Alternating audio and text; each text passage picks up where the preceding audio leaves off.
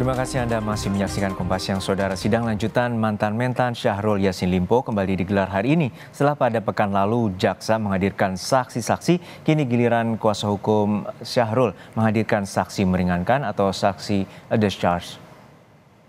3 saksi yang dihadirkan kuasa hukum SYL adalah Abdul Malik Faisal dan Jufri Rahman yang merupakan ASN yang pernah menjabat di Provinsi Sulawesi Selatan ketika SYL menjadi gubernur. Sedangkan satu saksi lainnya yakni Ralfi Fauzi yang merupakan anggota Partai Nasdem. Di sisi lain, kuasa hukum menyebutkan masih belum mendapatkan keterangan resmi terkait permintaan saksi meringankan kepada pejabat tinggi negara. Sebelumnya pihak SYL mengirimkan surat kepada Presiden Jokowi, Wakil Presiden Ma'ruf Amin, Wakil Presiden Republik Indonesia ke-10 dan ke-12 Yusuf Kala, dan Menteri Koordinator Bidang Perekonomian Airlangga Hartarto untuk menjadi saksi meringankan. Lebih lengkap soal jalannya persidangan hari ini akan disampaikan langsung oleh jurnalis Kompas TV Nanda Aprilianti dari Pengadilan Tipikor Jakarta.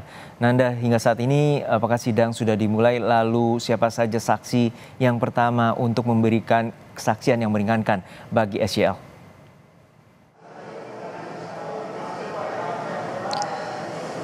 Untuk saat ini sidang sudah dimulai, Juno, tadi sekitar pukul 10.15 waktu Indonesia Barat, yang dimana sebenarnya proyeksi hari ini adalah menghadirkan 3 saksi meringankan dari pihak Syahrul Yassin Limpo. Namun kenyataannya di muka sidang saat ini yang hadir adalah sebanyak 2 saksi, yakni saksi pertama Abdul Malik Faisal, yakni staf ahli Gubernur Bidang Hukum Provinsi Sulawesi Selatan. Kemudian ada Rafli Fauzi yang disebut, kalau kami mengutip apa yang disampaikan oleh kuasa hukum Syahrul Yassin Limpo, Jamaluddin Kodubun, adalah anggota Partai Nasdem. Nah, sedangkan satu saksi, Jufri Rahman, ini tidak dapat hadir karena belum dapat izin dari atasan. Begitu yang kami terima tadi dari fakta yang ada di muka sidang.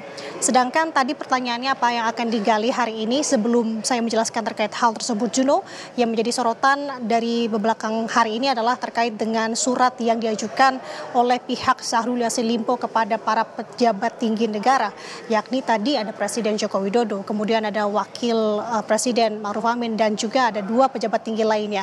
Ini sudah terkonfirmasi tidak hadir, seperti halnya dari Presiden sendiri. Dari staf khusus Presiden RI bidang hukum Dini Purwono, ini menjelaskan sebenarnya Presiden tidak memiliki kapasitas untuk memberikan tanggapan ataupun komentar apapun terkait dengan tindakan pribadi para pembantunya. Sedangkan kami juga sudah mencoba untuk mengkonfirmasi hal ini kepada pihak jubir Airlangga Hartarto, yang menyebut bahwa saat ini yang bersangkutan tengah melakukan dinas ke luar negeri, tepatnya ke Rusia. Ini yang bisa dipastikan bahwa keempat pejabat negara ini tidak dapat hadir hari ini. Nah, kembali terkait tadi apa yang akan digali. Sebenarnya kalau kita melihat hari ini porsi-porsi atau kapasitas dari saksi seperti tadi, ada dari aparatur sipil negara, yakni Abdul Malik Faisal yang merupakan pejabat di Pemkot Sulawesi Selatan. Ini adalah tentu untuk menggali sebenarnya bagaimana sosok dari Syahrul Yassin Limpo ketika menjabat sebagai Gubernur Sulawesi Selatan. Kita tahu, Juno, sebagai informasi di sini, bahwa Syahrul Yassin Limpo menjabat sebagai kepala daerah di sana cukup lama, 25 tahun. 10 tahun diantaranya adalah ia menjabat sebagai Gubernur di Sulawesi Selatan.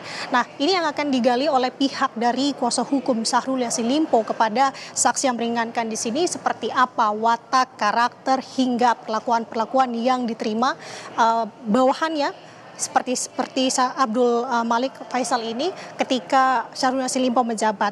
Sedangkan sampai dengan saat ini masih satu saksi, yakni tadi Abdul Malik, yang terus digali pertanyaan dan juga digali keterangan baru dari sisi kuasa hukum Syahrul Yassin Limpo. Kita akan nantikan bagaimana tentu yang akan didalami lagi untuk saksi lainnya, yakni Rafli Fauzi.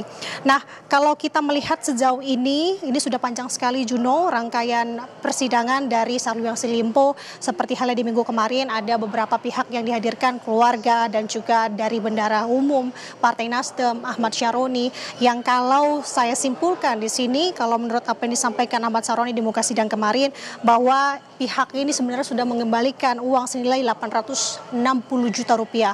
820-nya ini merupakan dana yang diniatkan untuk bacalek partai, sedangkan untuk 40 jutanya ini adalah sumbangan bencana alam yang diserahkan Syahrul Yassin Limpo kepada partai. Nah, ini sudah dikembalikan. Begitu yang menurut kami kutip kemarin di sidang lanjutan Syahrul Yassin Limpo. Kemudian juga kalau dari keluarga Syahrul Yassin Limpo sebenarnya banyak sekali yang bisa dikutip, namun yang menarik di sini adalah terkait dengan Kemal Redindo, putra dari Syahrul Yassin Limpo yang mengaku telah mengembalikan juga uang Kementan untuk renovasi kamar, tiket pesawat hingga aksesoris mobil.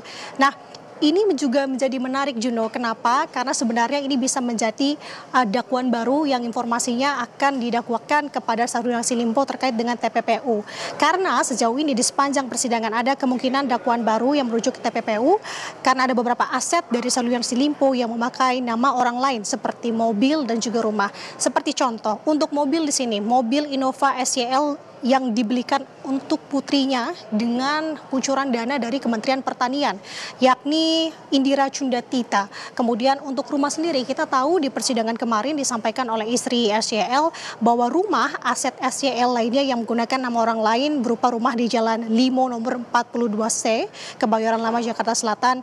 Rumah seharga 1,11 miliar ini dibeli istri SYL melalui overkredit dengan menggunakan nama General Manager Media Radio Prambors Dirgaraya Santo.